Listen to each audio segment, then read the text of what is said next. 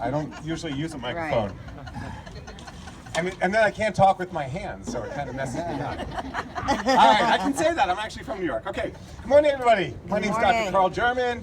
I basically specialize, I'm a chiropractor who specializes in treating sports injuries, athletes, and extremities. Now, one of the things about running that we run into here is that when you run, an average runner takes around 69,000 heel strikes during a run, during a marathon, and 1 hour of vigorous activity causes about 1 million pounds of pressure on the feet. So these things add up to a lot of wear and tear. And just like wind and rain on mountains, all right, they'll eventually wear them down. So when it comes to running and injury prevention, so much of it is about proper mechanics, proper form, and making sure that you have strength in the muscles that you need to run from, okay? Most injuries, when it comes to injury preventions, don't sneak up on us. We know what's going on. Something doesn't feel right, you go home.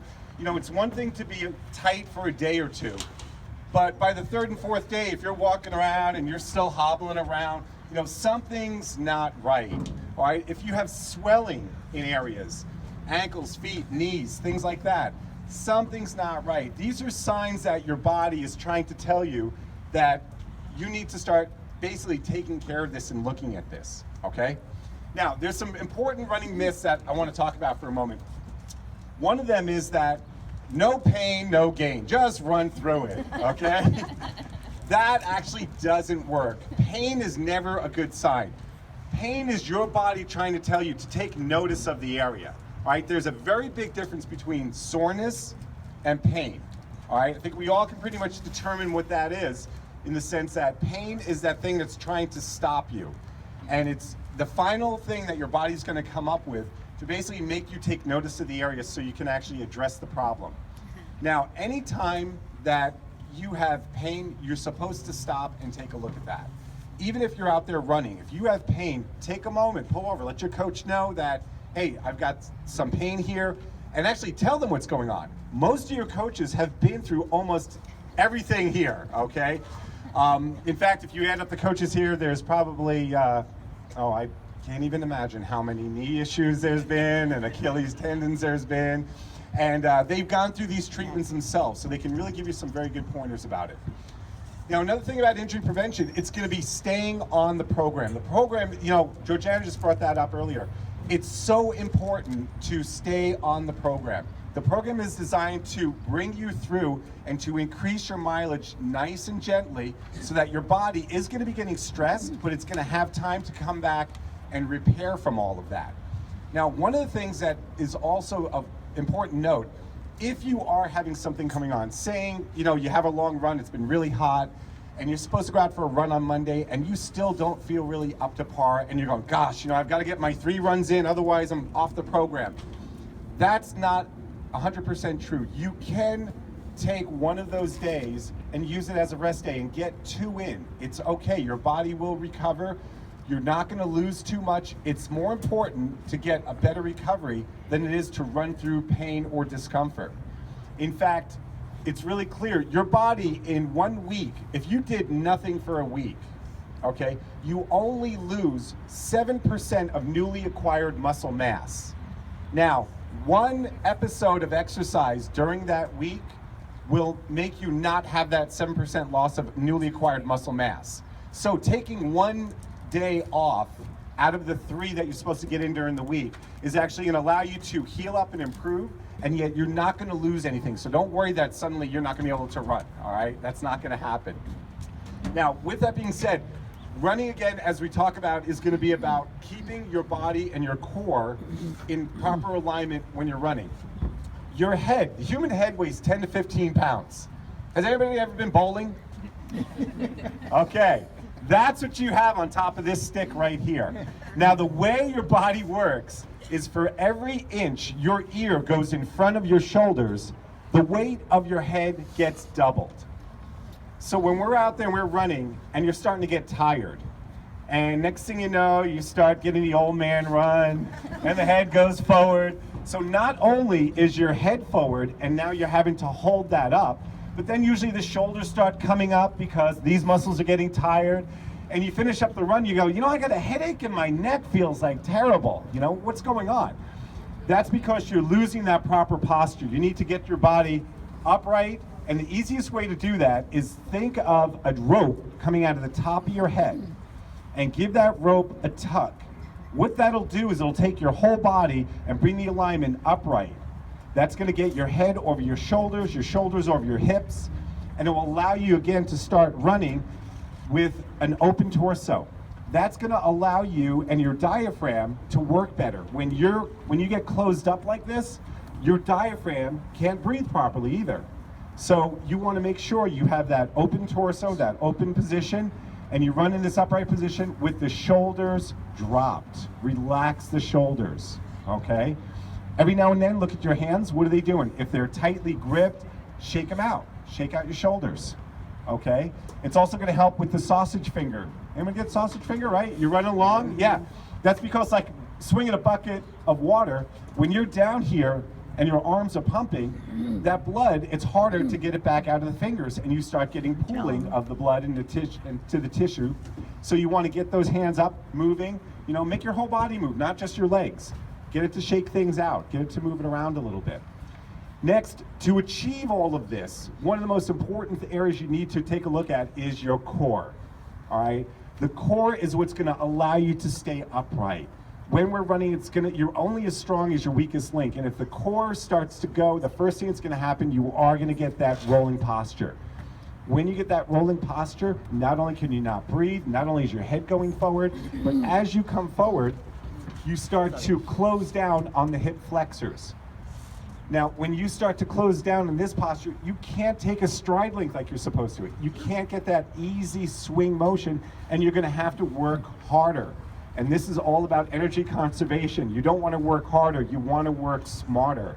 So, when you run, you wanna make sure you keep that rope upright, all right? Think about what you're doing. Look at the people around you too. Make sure, say, hey, you know, be nice about it. Don't, you know, point people out. You! I see you. You're slouching, okay? No, I'm sorry. I'll apologize later. Really? So you want to turn around and make sure that you stay upright, be nice to each other, you know, or ask the people around you periodically, hey, check what I'm doing. How am I running, you know? Am I running upright? Am I running with my torso turning like this? That's going to cause, again, a lot of excess energy use, and it's also going to cause you to start to use muscles and patterns you're not designed to. You want to be really smooth and efficient with your running.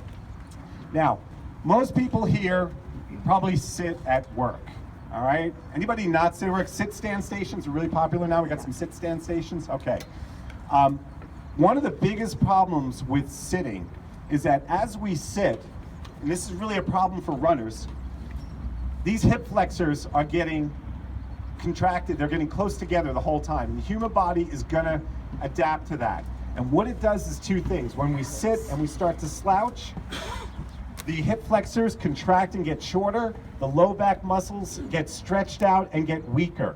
What that means is when you get up, your body does not want to open up that pelvis in the front, and you don't have the strength in the back to get you in right position. So then you come out on the weekends and you try to run and you're trying to figure out, why is it so hard to do this? So make sure during the week you're going to get up and get out of that sitting posture, because that's actually going to affect you the rest of the time.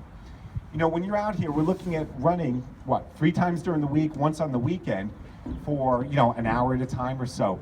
Most people at work, who works only an hour a day? Anybody know? 2 hours? That ain't 2 hours. 5 hours, only 5 hours a day? All right, most people, 6, 7, 10, 12, 14, 18, right, exactly. Now, if you ran for 6, 7, 12 hours a day, 5 days a week, all right, this would all be super easy. Now, the problem is we sit for that much, and that means our body's gonna adapt, and that adaptation means it's gonna learn to shorten these muscles. So it takes a lot of extra work to make sure that we get those areas open. So one of the things that's gonna be really key for runners is making sure the hip flexors are open and stretched out. That can be achieved by doing very simple knee on the ground, and just a lunging forward, making sure your hips stay straight so that you open up those hip flexors. And at the same time, making sure the core and the glutes are getting the strengthening they need. The easiest thing for the core is going to be doing planks. If you're familiar with planks, forward planks and side planks. After all this, where the food is, I'm actually going to be set up with a yoga mat, and we'll be going over some of these exercises and what to do there also. But if you're not familiar, just stop on afterwards, get a bagel, and we'll go over this also. Forward and side planks, great for the core, super easy. You don't need any kind of weights or anything, and it's going to help give you the strength that you need in that area. Now with that, we also need to look at stretching. Stretching is the most important thing you can do to help prevent injuries. Now, stretching before, the research is very, very clear. Stretching before you go out and run, unfortunately, does not prevent injuries. Does it help open things up and get some blood flowing? Yes, but it really doesn't prevent injuries. So the best way to prevent injuries is to go out slow. Doing the activity at a very slow and gentle level is the #1 way to prevent injuries. This is why many of your coaches, who've heard you're supposed to do negative splits. Has heard that term, everybody?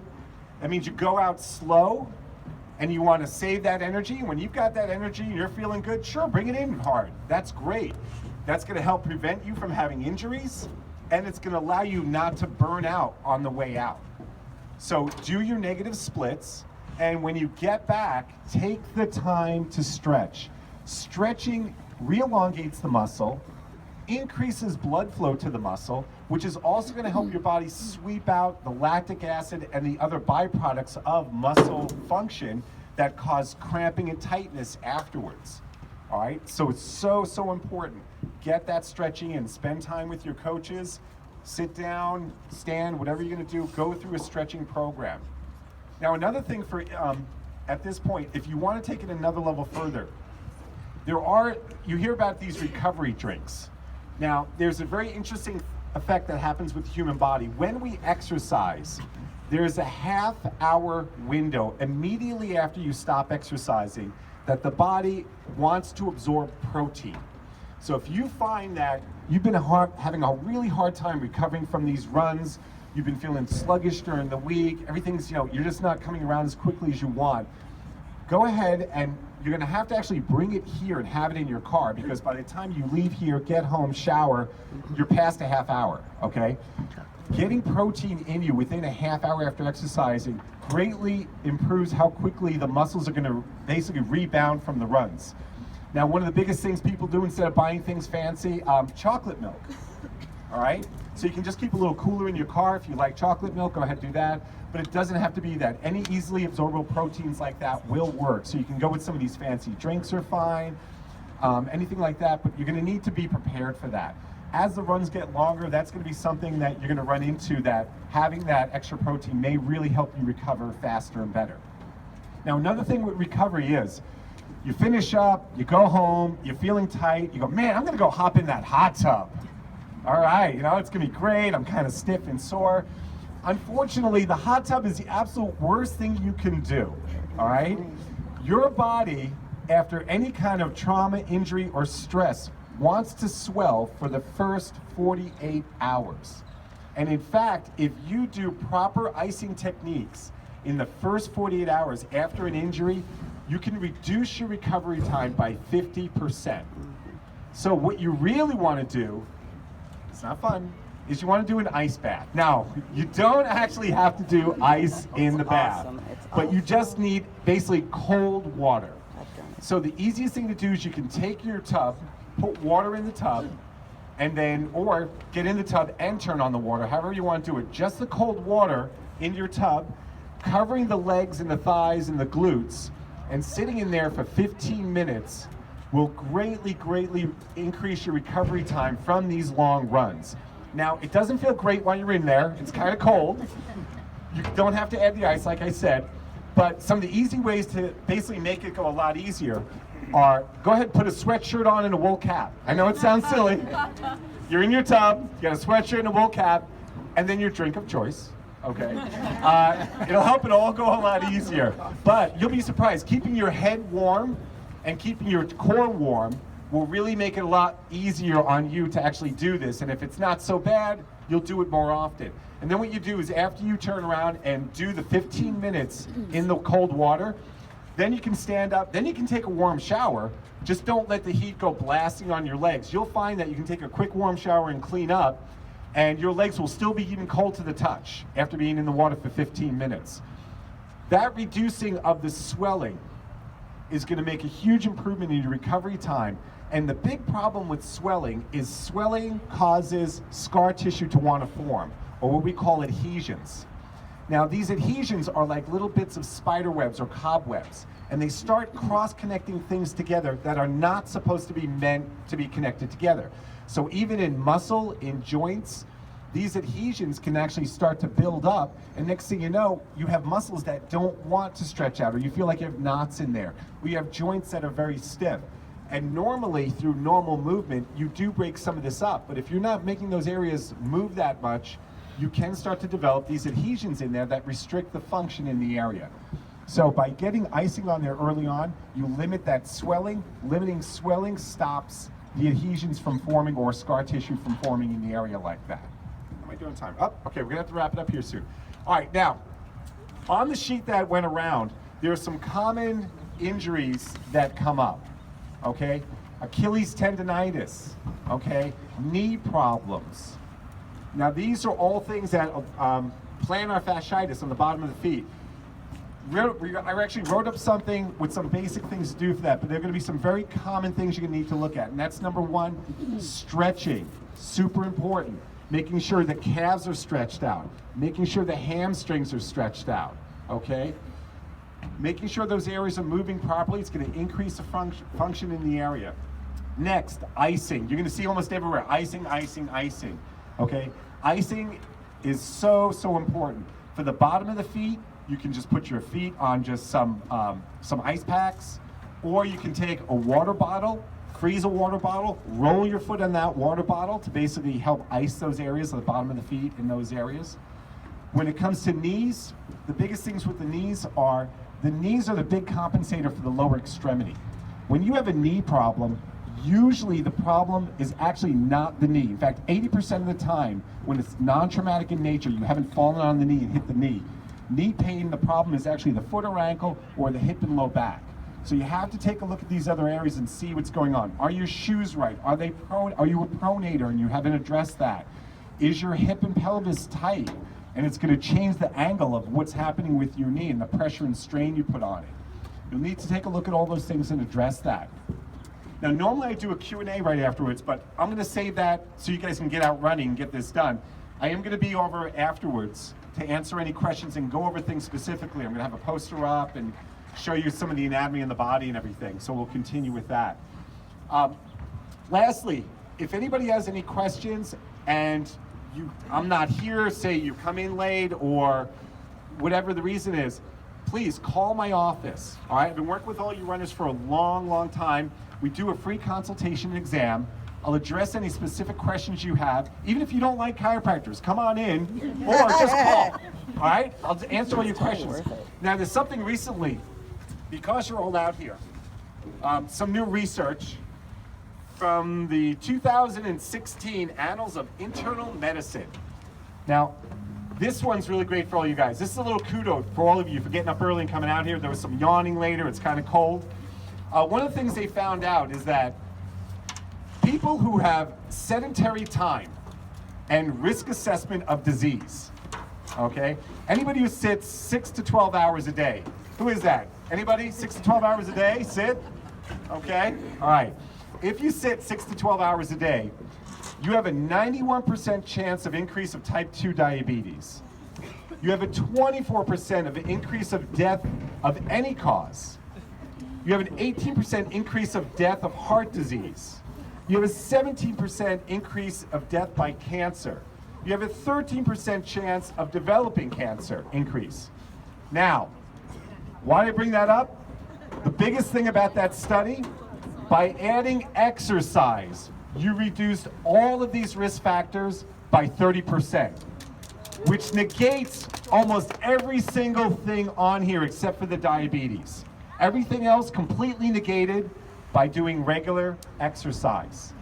So not only are you achieving goals, but you're turning around and taking the problem here that we have in Silicon Valley which is this huge amount of, they force us to do so much of this sitting, and you're actually helping combat that and get yourself a lot healthier. So it's not just the exercise, it's what it's doing to prevent things like heart disease, cancer, and all these other really big problems. So hey, everybody else, give yourselves a hands for being out here.